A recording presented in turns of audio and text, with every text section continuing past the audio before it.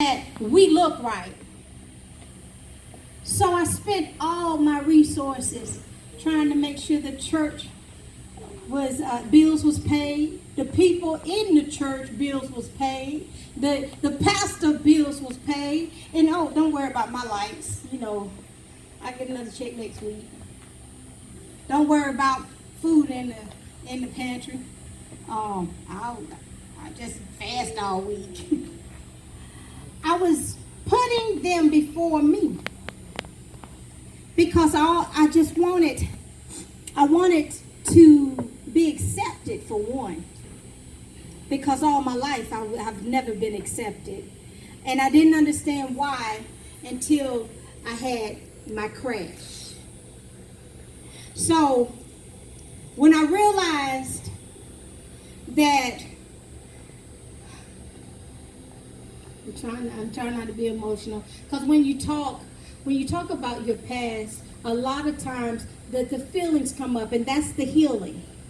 That's the healing, because it has to come up to be released. So my pastor that I thought loved me, he embarrassed me every chance he got. Every chance he got around people, he would embarrass me. But then when we would go out of town, I made him look good. I was his eye candy. Not understanding that he was dealing with the spirit of homosexuality. I knew he was dealing with it. I saw it. But I'm like, the Lord is in it. The Lord said he's my husband. I ignored everything. I ignored my feelings. I ignored how he treated me. I ignored how he allowed people to treat me. I say pastors. People that say they men and women of God will come up in the church and they wanted him. And then they saw the anointing on me and knew that I was the one that's orchestrating everything. That I was the closest one to him. So what they would do was get the mic and call me a witch. They talked about me and said, you are not his wife. And all the other women that wanted him were shouting. They was like, yes, yes, speak it. Am I lying? And I had to sit there when I wanted to blow the whole church up. I'm not lying. I wanted to.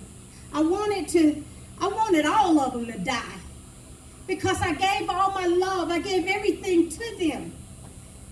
But they gave me nothing.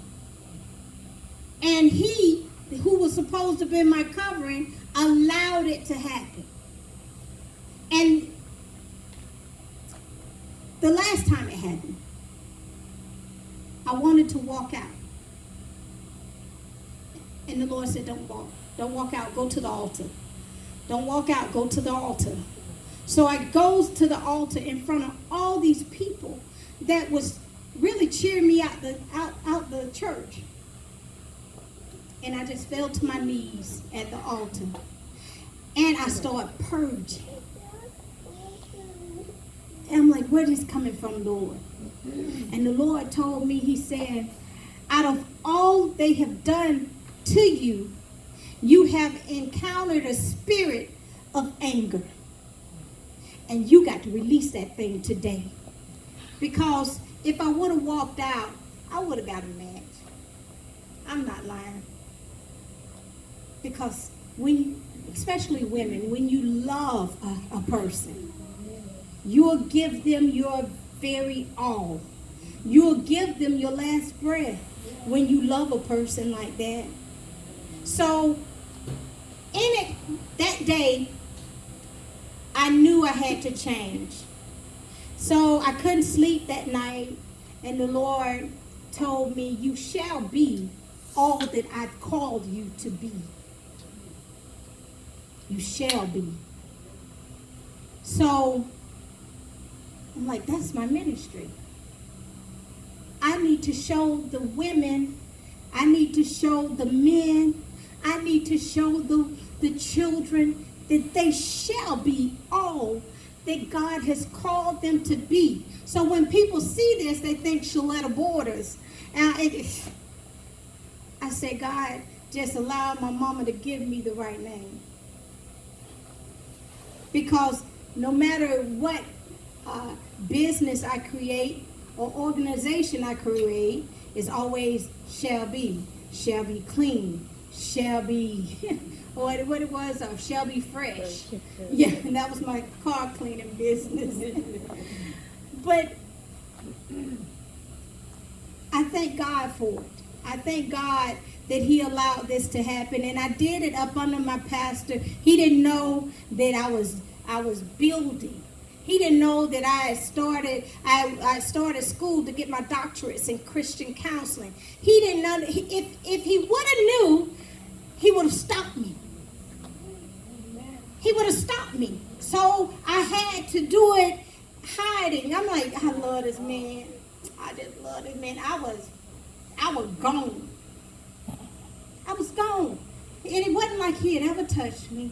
It wasn't like, well, we kissed one time, and that was because he had to kiss me to mess my mind up, because I was going to spend a whole week with Deidre Catton's family. So he wanted to make sure that I didn't come home with a boo.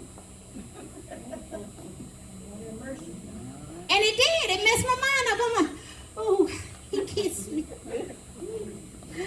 I'm like, his lips were so soft. A spirit. He put that spirit upon me. So then I couldn't go no farther. I had men that was Deidre Hatton's mother's, her Prophetess Hatton's, well, he worked closely with her. And he was giving me all he got. He was trying so hard. But I was so caught up in that kiss way back home, I couldn't even see it. And when I got home, I'm like, I think I missed that. That could have been my husband. But I threw him away. All because this man pretending like he liked me when he really liked men. I even tested him. I tested him. I was like, come over, let's have a candlelight dinner. I ain't got to cook for you.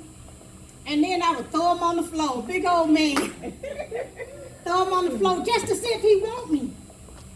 And then the Lord said, don't do that no more, because he'll try you just to see if if he desire you, you know. So I couldn't do that. Do I end up being fornicated? Just trying to prove that he want me. I'll find myself in bondage more than what I was. So, in all that pain, there became Shelby Ministries. And then, one night, the Lord gave me this vision. I had, he made me reminisce on a cruise that I took my mom and dad on, their very first cruise. And the captain's night, I was dressed in white. And my dad, he said, I did not know what we was raising. And I said, what, Daddy? He said, we was raising a princess. And my mom said, no, she a queen. And they went back and forth. Princess, queen, princess. And I was just amazed that they seen me in this light. Because, to be honest with you, we was there on the cruise with my pastor that I was so in love with that he had all these other women, you know, catering him. But I was catering my parents. And so I told my dad, Daddy, you have to be a princess before you can be a queen. So the Lord allowed me to remember that, from princess to queen. So I said, Lord, how am I going to explain that to the women? Because to be honest, women have never liked me. I've tried to be BFFs with women. I wanted to have sisters because I grew up with all boys. I wanted all of them. But God wouldn't allow me to have it. So he says, a princess, she puts her destiny into other people's hands. And when he said it, it reminded me of when I used to date men, and I'd be like, you know, the light bill due. Light's gonna get cut off tomorrow if you don't pay. I would try to manipulate him into paying bills for me. Manipulation. But the Lord said that that was being a princess, because little girls, they cater to their fathers, you know. So that's what was happening, is me as a young lady not being a true queen of my household. I was putting my destiny into this man's hand. I was being a princess, just like a little girl put their destiny into their father's hands. They're being a princess. He said, but a queen takes her destiny into her own hand and help buildeth a kingdom with her king. So I'm like, I understand now. That's why nobody wants me. Because I'm not taking my destiny into my own hand. I'm giving this man duties when he don't even want them. He don't want to take care of me. I hadn't given him any reason to want to take care of me. But a man loves to see a woman that has her own. And she helps him. She meets the help. You can't be a help meet until you know what the help is. You meet the help. You have to look at him and see what he needs. And he looks at you and he see what you need without you even asking him to do it. You don't have to. He'll make you better and you will make him better. No one needs to be in your life if they don't add to you, man or woman. So, if you want to know why I'm still single, because I love myself now. I love myself. I had to learn, because the Lord said, I was mad at the Lord because this man was not my husband. I said, well, who was I listening to? What was that voice that said, because the first time I met him, I said, who is he? Your husband. I said, it cannot be my husband. He light skinned. He fat. I had my own little checklist, you know. But then, all of a sudden, this man started manipulating me, and then I'm just head over heels for him. So I was mad that I listened to the voice. I said, so Lord, why? Why did I have to go through this? I was mad at God.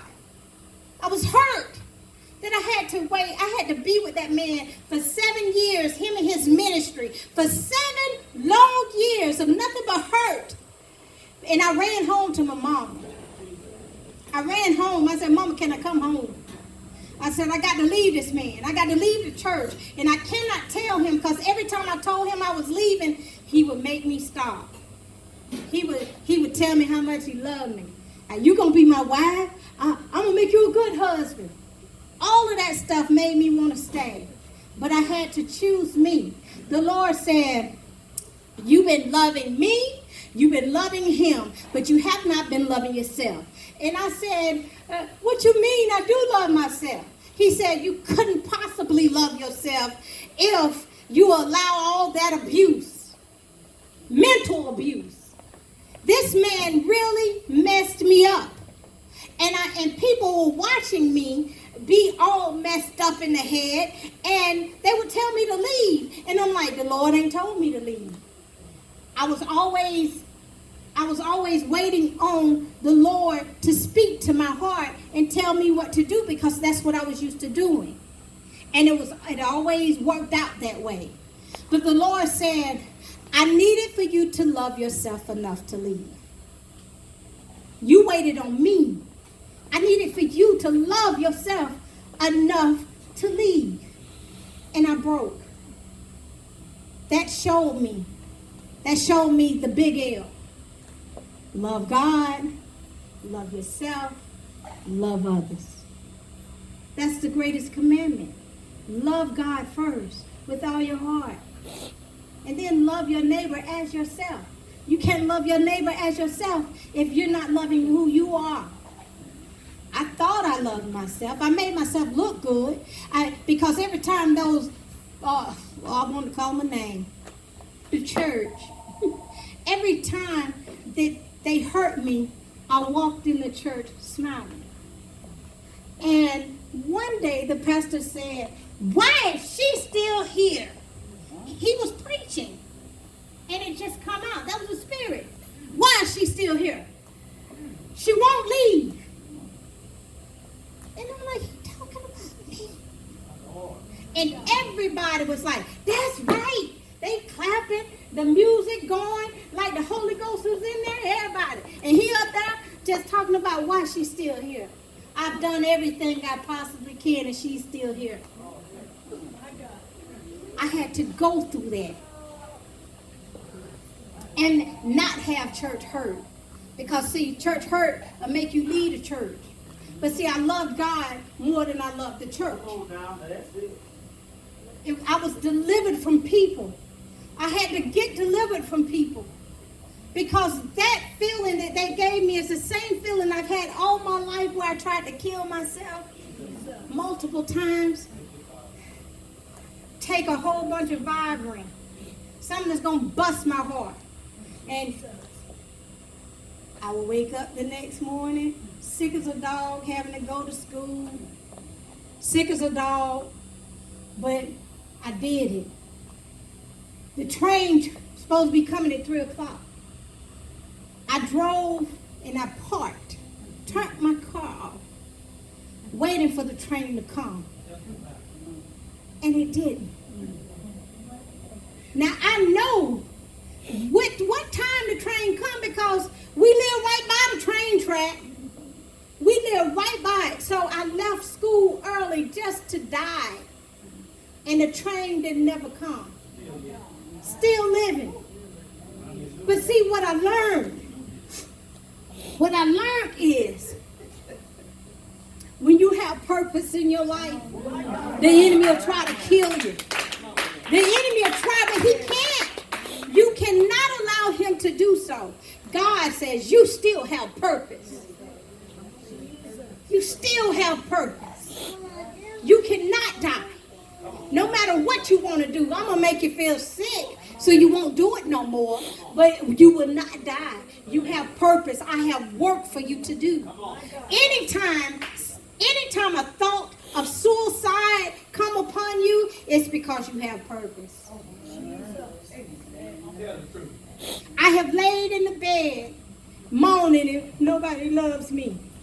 I have felt the covers pulled back, and I live by myself. Something crawled up in my bed, rubbing my hair, saying, you right, nobody loves you. Nobody cares for you. And then take a deep breath and say, you might as well kill yourself. And I'm like, yeah, no. I was about to agree with it. It caught me off guard.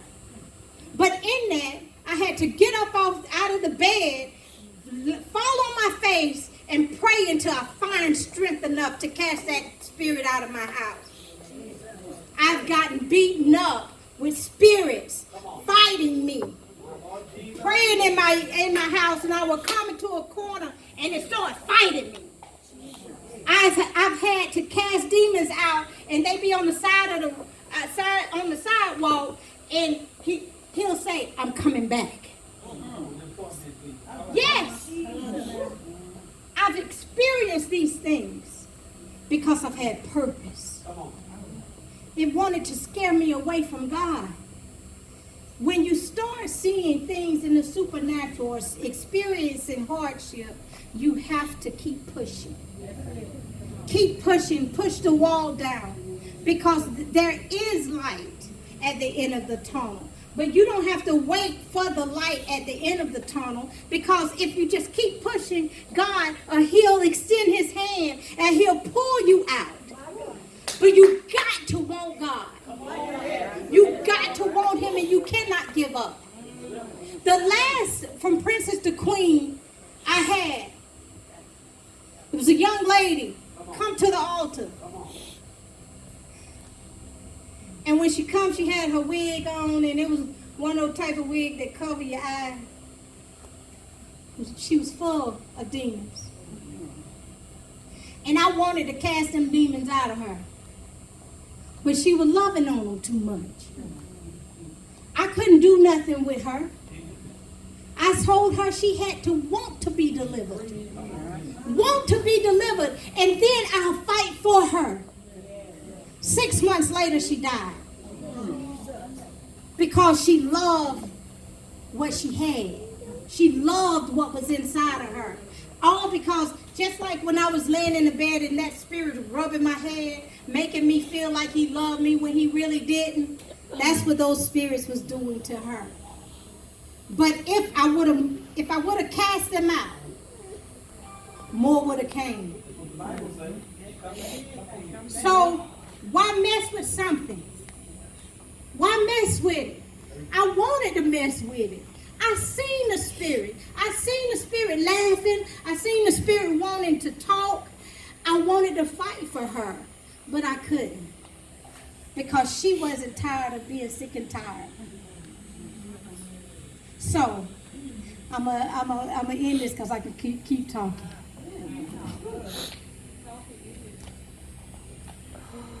So the Lord said, from princess to queen. And then I had to get delivered from women, because for some odd reason I was terrified of women. I would fight a man in a heartbeat, but you surely couldn't get me to fight a woman. I'm like, don't. I said, women they want to cuss you. They want to make you look ugly. You see? I don't want to be cut. I don't want to be cut. You could. I said, a man, all he gonna do is knock you out. And I said, I can handle a knockout, but I can't handle them slicing my face up, you know. So I was scared of women, and I tried to be friends with women. So I'm like, Lord, how you gonna allow me to have a women's ministry and they don't even like me? I can't get not one woman to be my friend. He said, the reason that you grew up without having friends is because friends end. He said, if I would allow you to be attached to women, friends, then you would never have been who I called you to be. I need for you to be apart. So in that, I learned to talk. I thought it was just my imagination, but it was actually the Holy Spirit. I would get in trouble, and my mom would put me in the room for 2 weeks sometimes. I think one time it was a month. I was in prison, but I entertained myself. I would get the TV guide, and I would act out commercials, things. I had an imagination. So in that imagination, this voice started talking to me.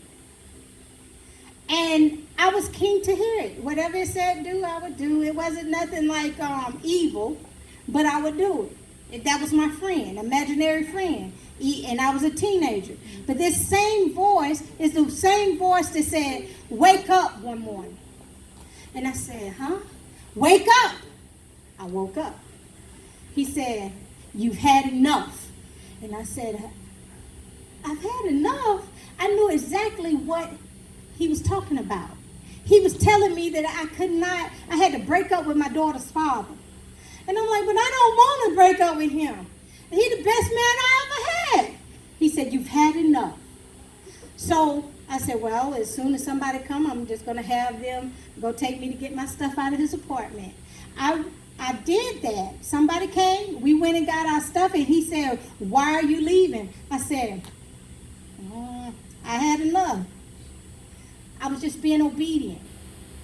3 months later, he started talking to this woman that was homeless, and a year later to the date, she come to me and she said, he has HIV. I don't have it, but he got it.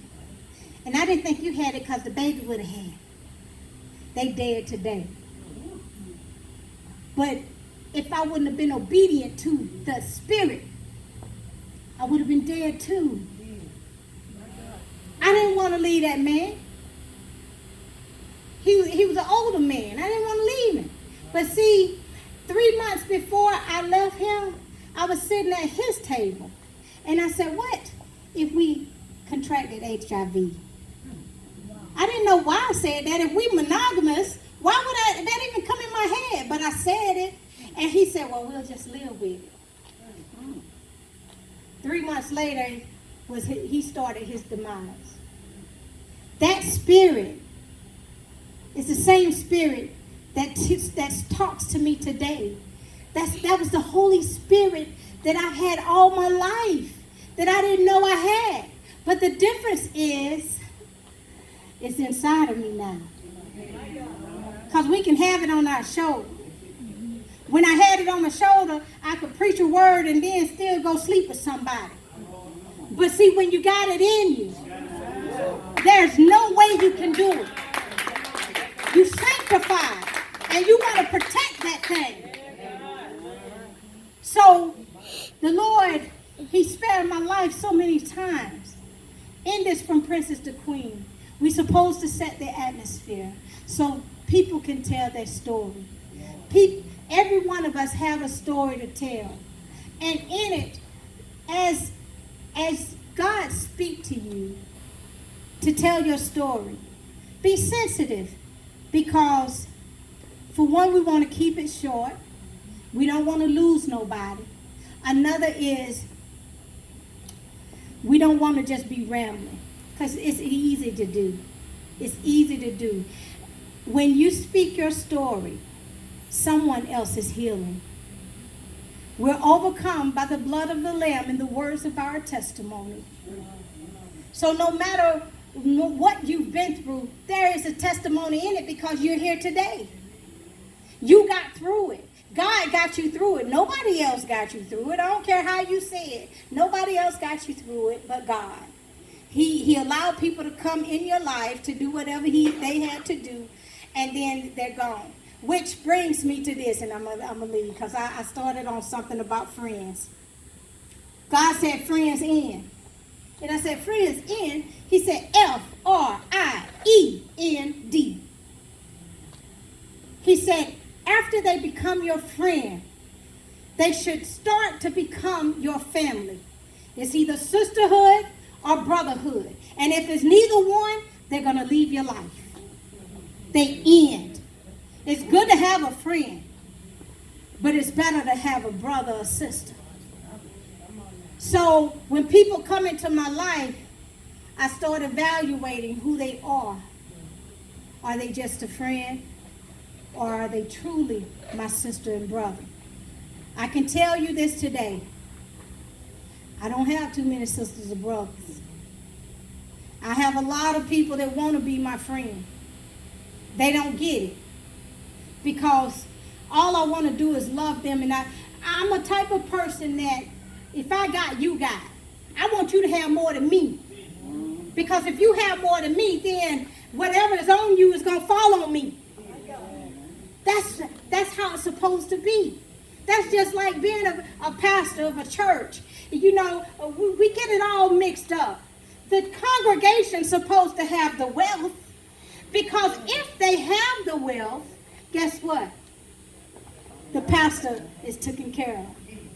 The pastor never needs. But if the pastor have all the wealth and he looking out there and seeing all the needs of the people, there's something wrong. There's something wrong with the situation. Because now the pastor has to take out of his pocket. When it shouldn't be that way. It should be the members taking care of the pastor. So if that's the case, the members have to be set up high. So my thing is today, because I'm about to surrender this mic.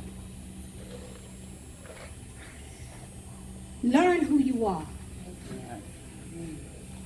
You don't have to allow people to step all over you. If you have people stepping over you, understand it's because you set that atmosphere for them to do so. You the one open the door for them to step all over you. You have to learn how to love yourself. You got to.